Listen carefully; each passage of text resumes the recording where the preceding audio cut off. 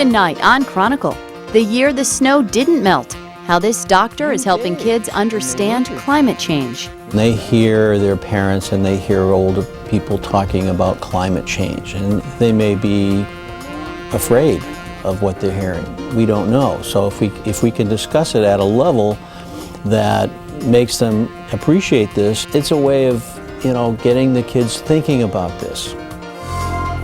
Art with Feeling.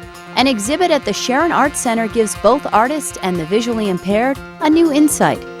It was very interesting to see how the artists used all the different things they used in being creative so that the visually impaired person could feel what the artist was trying to get across.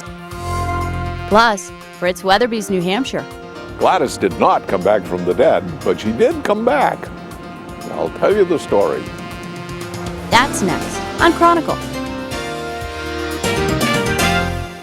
Well, here is proof that nobody makes the holidays more festive and fun than our old friend, stylist Matthew Mead. His latest publication, Holiday, is filled with neat ideas, including how to make your Christmas dining table look as good as your food. And did you know that Matthew decorated the official vice president's house in Washington, D.C. for the holidays during the Clinton administration? He actually worked with the Gores to bring a festive style to their dining room. I did, and did you actually know that Matthew's work will be featured this holiday season on Oprah.com with great ideas on how to create spectacular holiday decorations for your home? Of course I did. And look at this table that Matthew was nice enough to decorate for us. Isn't this spectacular? We have a beautiful centerpiece with pomegranates and pears and cranberries and English ivy. And over here we have a beautiful arrangement with hydrangeas and some cranberries in there for color. And then look at our napkin holders. How cool is that? Yeah, this is a Portuguese biscuit, and it's wrapped right around the napkin. It's perfect for the dining room table, no doubt about it. Well, first up tonight, our recent Halloween snowstorm was a reminder that the weather in New England is unpredictable. It also reminds us of a bigger issue, climate change. In a new children's book called The Year the Snow Didn't Melt, a local doctor introduces school children to the concepts of climate change in a non-threatening way.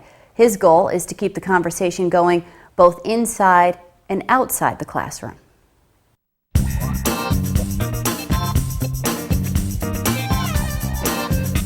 One year, by late October, even before Halloween, the snow began to fall. Sound familiar?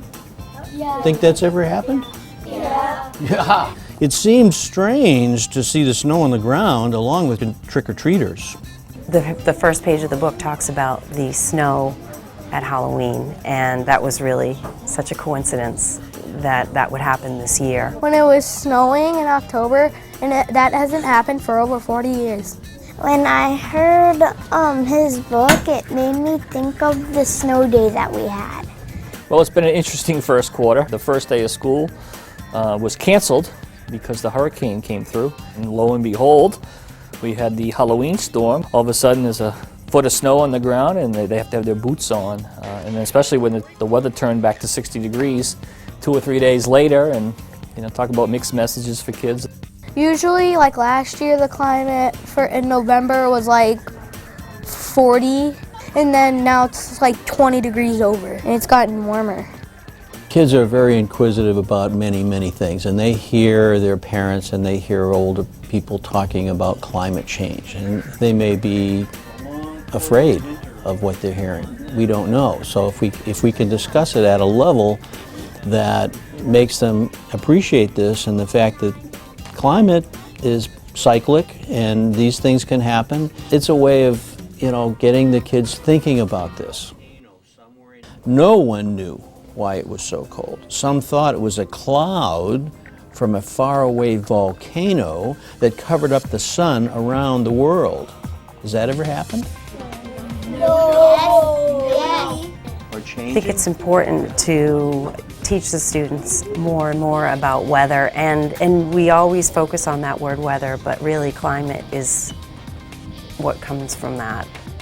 Please watch Lexus and let us know if you agree or disagree. She's going to point to you, Dr. Kirmes, the tropical region. It's right under the equator. Having the guests such as Dr. Kirmes makes it interesting because I can give attention to these topics such as climate change and things like that. One year, it was actually colder in Florida for a few days in the wintertime, Mrs. Adams might remember this, than it was in New Hampshire. Now, what was going on with that? Well, I'm going to ask my meteorologist over here, Emmy, what do you think made it so cold down in Florida? It was colder down there than it was in New Hampshire. How come? A volcano was blocking the sun from Florida. Sometimes we have teachable moments, and when you have bizarre weather patterns like we've had, there's lots of teachable moments for kids to talk about and insert that, and that's usually what happens. What's the weather like in Antarctica, and where else is the weather like this? I always like to raise that global awareness so that they're thinking globally about what it means for people in the next state, in the next continent. I'm learning about climate, and there's 5 different types of climate: tropical, continental, temperate, polar, and arid. I understand there's somebody in this class who actually is very interested in weather, and they want to be a meteorologist. Is that true? Is that something? That's you, huh?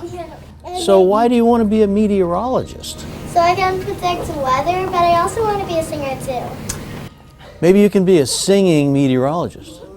So we're over to the next page. The next page shows us, what are these guys? Who are these guys? Polar bear. Some thought another ice age might start again. Do you think an ice age could ever happen again? Yeah, I know how. Yeah, most of you agree on that. And ice ages is a cyclic phenomena. We don't know how quickly they happened and how quickly they can turn around. So they study that stuff all the time. I'm worried because there are some animals there that are endangered, and if polar bears, they have to jump off of the ice and swim to land, but if they're like babies, they'll freeze and drown. Maybe they can do something about it in the future. Maybe man has more of a part to play in all of this. This is the generation that's going to be seeing these climate changes, if in fact they are happening, with global warming especially, but maybe there's going to be some global cooling too.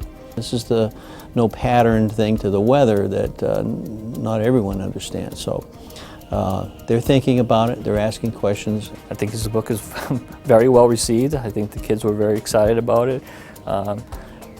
Pretty interesting, the fact of what he had in there and what's occurred this year. It's kind of eerie in some ways, but pretty telling in other ways. So Kevin showing the last page here. No one could explain what happened that year, but by summer all was well again, and the world was back to normal. And that's the end of the story. Thanks very much. Coming up, the cat burglar.